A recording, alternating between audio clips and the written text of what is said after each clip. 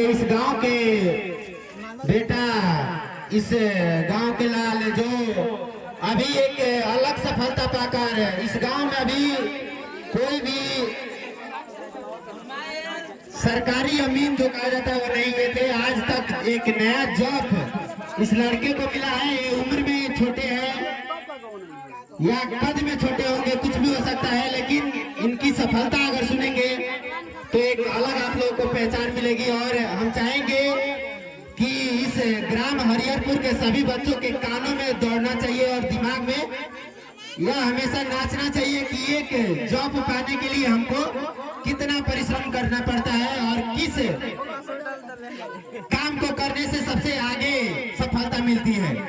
तो पहले तो हम इनका बता देते हैं कि ये हमारे से क्लास पीछे है, लेकिन इनको जॉब मिल गया। इनकी सफलता इतना ही तक नहीं रुकती है,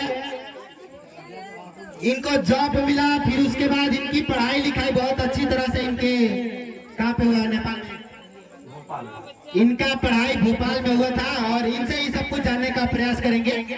सबसे पहले तो इस माइक के पकड़कर इस जितने भी गांव के बच्चे हैं उनमें इतना कर दीजिएगा कि जो रग में जो दौड़ना चाहिए कि एक नौकरी को पाने के लिए हमको क्या क्या करना पड़ता है, उस बात को यहाँ पे रख दीजिएगा। बस सुनिए, अरविंद कुमार बिंद जी हैं।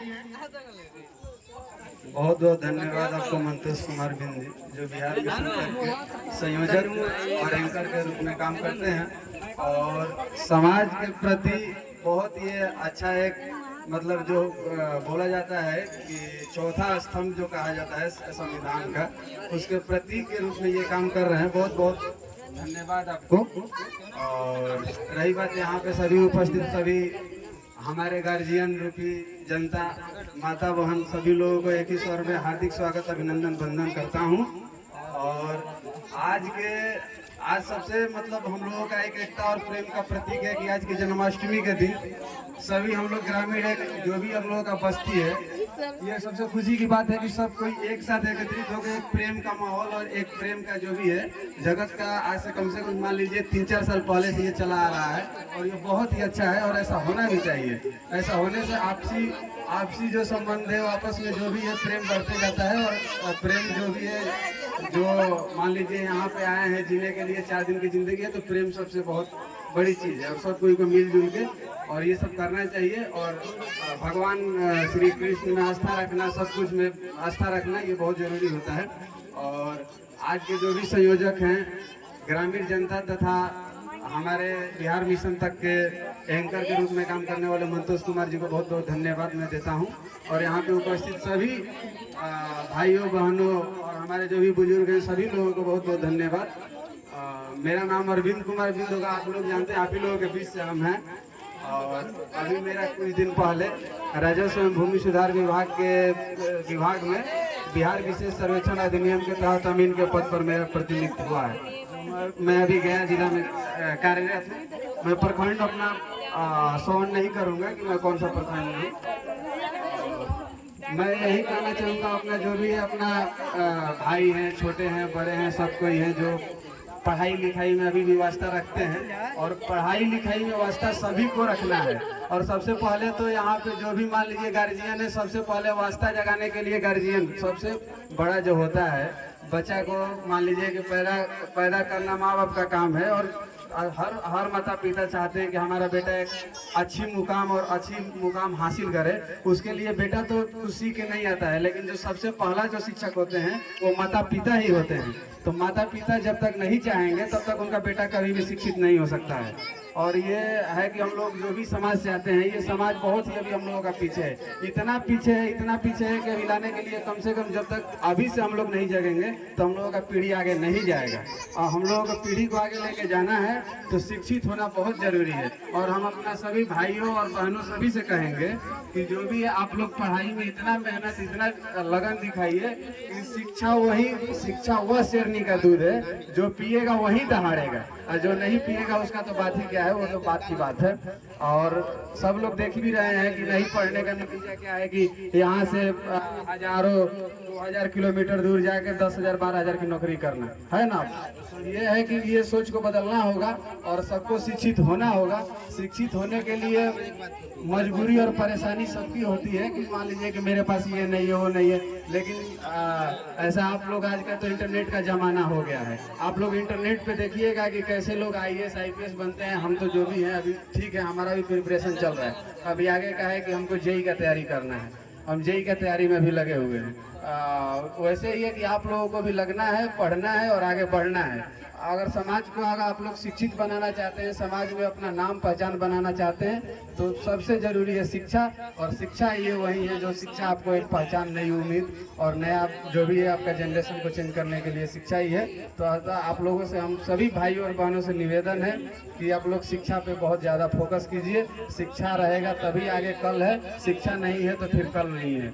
क्योंकि आज आने वाला समय में जो भी है आप कोई भी काम कीजिएगा बिना शिक्षा का नहीं कर सकते हैं। देख रहे हैं जनरेशन कितना आगे हो गया। जनरेशन जैसे जैसे आगे बढ़ता जाएगा वैसे वैसे शिक्षा की इतना अहमियता जो भी है वो बढ़ती जाएगी कि ये जो भी है इसको समझना होगा हम लोगों को, शिक्षा को, और शिक्षा को समझ के और आगे काम करना होगा।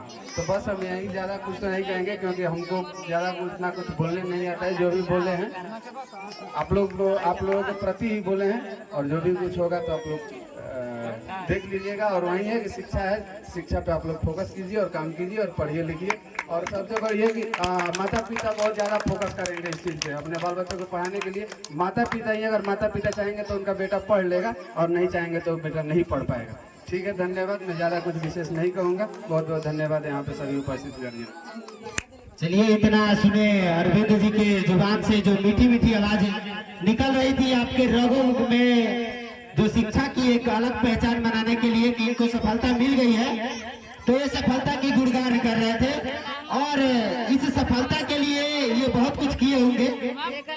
कहीं भोपाल में जाकर रहना, कोई तो बाहर में जाकर 1 महीना नहीं रह सकता है, 2 महीना नहीं रह सकता है। ये कहीं 3-3 बरस जाकर वहां पे बिताने के बाद फिर इनके पास सरकारी जॉब आया है। तो इसी तरह अगर शिक्षा में भी आप लोग सर्वप्रथम जो शिक्षा हम लोग को ग्रहण करना चाहिए, उस शिक्षा को पाने के लिए अगर घर से बाहर पटना, सासाराम कहीं पर ही रह रहे हैं तो अच्छा से रहकर वहाँ पे पढ़ाई किया जाए तो ही बेहतर है। 10 दिन के बाद आने से कोई फायदा नहीं है, क्योंकि इनको हम देखे हैं कि जाते हैं तो 2-2, 3-3 महीना, 6-6 महीना तक रह जाते थे। और जो भी पढ़ने वाले बच्चे हैं वो रह जाते हैं। और जैसे भी आप लोगों को शिक्षा प्राप्त करना है, अगर इस माहौल में भी आप लोग शिक्षा प्राप्त कर सकते हैं, जैसे कि यहाँ पे चंडेल चौक पे भी कोचिंग आप लोग के लिए परसतुआ में है, रोज बस चल रहा है। और सबसे अच्छा व्यवस्था तो आजकल यह निकल गया है कि जो 2.5 लाख का फीस था वो 7,000 में हो गया है। खान सर का जो एक ऐप निकला है उस पर कर सकते हैं आप लोग, UPSC IAS के जो भी तैयारी करना हो कर सकते हैं। तो ऑनलाइन जो व्यवस्था है वो सबसे अच्छी व्यवस्था है। आप लोग किसी तरह शिक्षा को कंटिन्यू रखना है। और एक हमें बात याद है कि भीमराव अम्बेडकर जी कहे थे कि जो जितना शिक्षा ग्रहण करेगा, मैंने शिक्षा वह शेरनी का दूध है जो जितना पिया है उतना दहाड़ा है।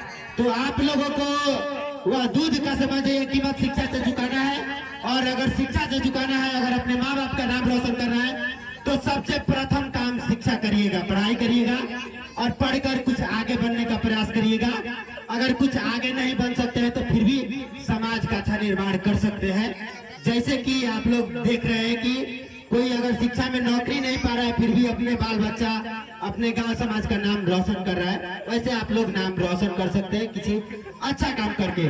बस इतना ही से कहना चाहूंगा। उसके बाद जो भी है यहाँ पे खेल अब चालू होगा। बहुत बहुत धन्यवाद।